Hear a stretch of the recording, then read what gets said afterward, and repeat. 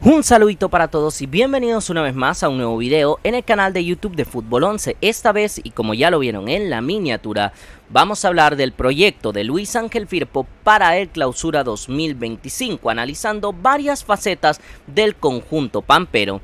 Desde ya les digo que si algo se me queda en el tintero, su oportunidad es de colocarlo abajo en la cajita de los comentarios. Ángel Alvarado es mi nombre y vamos a ello. Vamos a arrancar con el trabajo que ha hecho en el mercado el conjunto de Luis Ángel Firpo para determinar qué cambios ha habido en la plantilla. Como fichajes únicamente se realizaron 3, los fichajes de los nacionales Brian Landaverde, procedente de Municipal Limeño, y de Nelson Díaz, procedente del AD Brasilia, en este caso de la segunda división.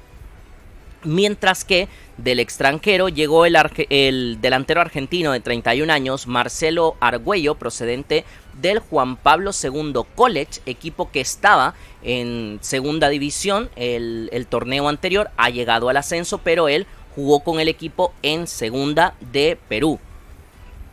En cuanto a los promovidos, se ha promovido a Gerson Rodríguez y Kevin Asensio, 2 de los chicos de la categoría de reserva que estuvieron jugando en el lugar de juveniles en el torneo anterior.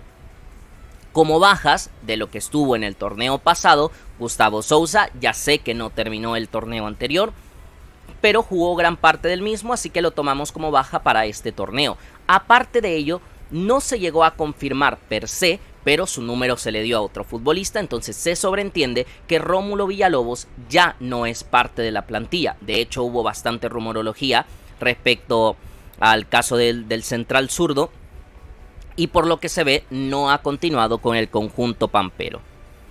Con estos movimientos, la plantilla de Firpo queda de la siguiente manera: guardametas Wilber Hernández y Misael Erazo, una línea correcta. Laterales Diego Flores, Alberto Enríquez, Gerson Rodríguez y José Quintanilla.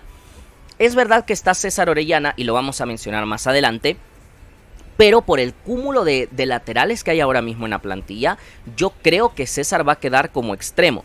De ser así el caso, los laterales sí que pierden un peldaño de calidad, porque no digo que Gerson no sea un buen jugador, pero apenas está dando sus primeros pasos en el fútbol de la primera división. Mientras que José Quintanilla sí creo que es un jugador que no se ha llegado a consolidar en el equipo, e incluso como sustituto a mí ya me genera ciertas dudas. Por izquierda lo de Flores y Enríquez creo que sí está mejor cubierto.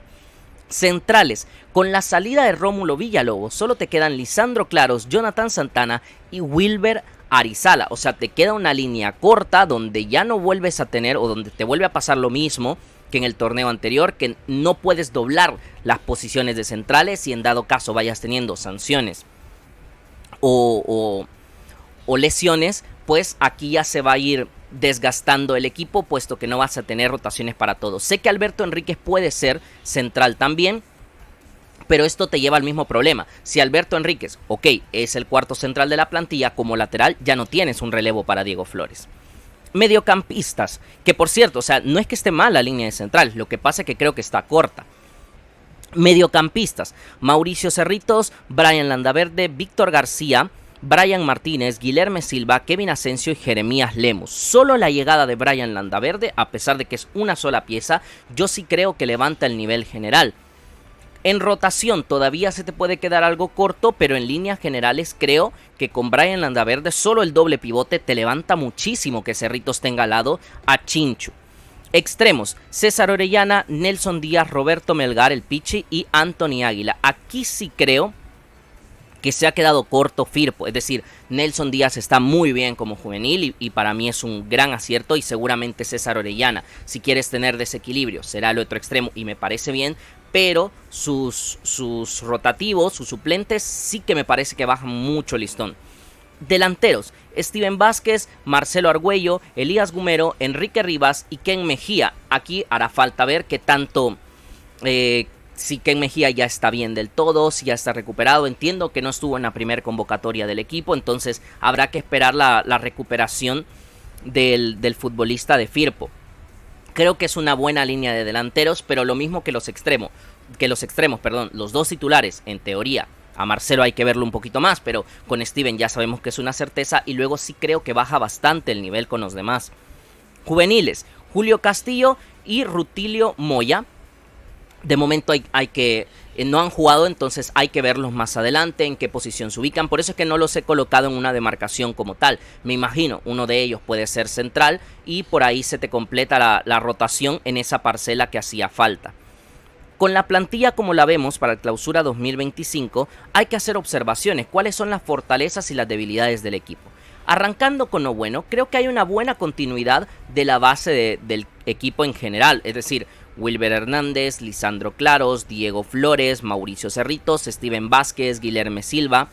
Ya puedes nombrar 6-7 que vienen de los últimos torneos, que poco a poco han ido mejorando al equipo, que realmente le suman bastante a nivel general. O sea, por ejemplo, Guilherme es el tercer torneo que juega con Firpo, Steven ya tiene varios torneos, Lisandro, aunque sea el segundo en continuidad, pero ya viene de mucho tiempo jugando con Firpo, Cerritos también es el tercero, Diego Flores surgió ahí en reserva. O sea, varios jugadores que ya tienen tiempo, que ya tienen cierto liderazgo, que ya tienen cierto rodaje con la plantilla, y me parece bien. O sea, lo que estás haciendo es mejorar con Nelson Díaz, con Brian Landaverde, con Marcelo Argüello, lo que ya hay establecido. Fichajes idóneos para cada necesidad, sea por acierto o sea por casualidad, que yo prefiero pensar que ha sido una evaluación más directa del entrenador, porque al entrenador sí lo veo capaz para hacer eso. Firpo ha fichado concretamente lo que necesitaba. Necesitaba mejorar el medio campo, Brian Landaverde. Necesitaba un extremo más picante, 2, pero yo creo que con uno mínimo era lo que debía fichar Firpo. Y encima, un jugador que como juvenil estuviera más asentado para poder ser el que jugase más tiempo, y llevan a Nelson Díaz. 2 necesidades en una. Y necesitabas cubrir la salida de Gustavo Sousa, Marcelo Argüello. Ni más ni menos.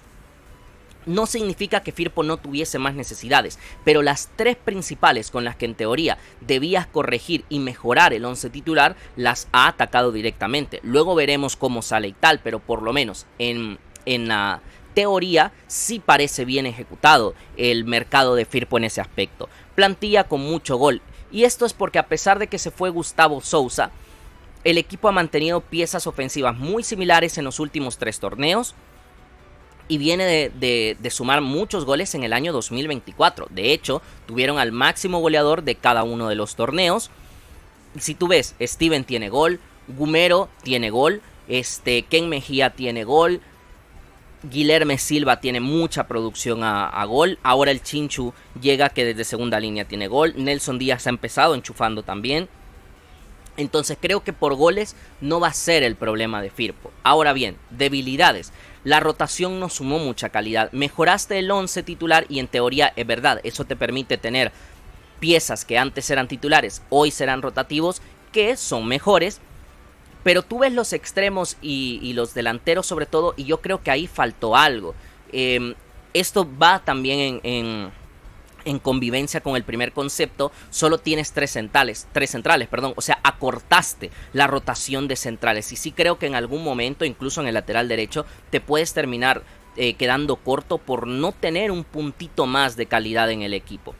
¿Se podrá suplir la calidad de Sousa? Creo que esta es la gran pregunta en clave Luis Ángel Firpo,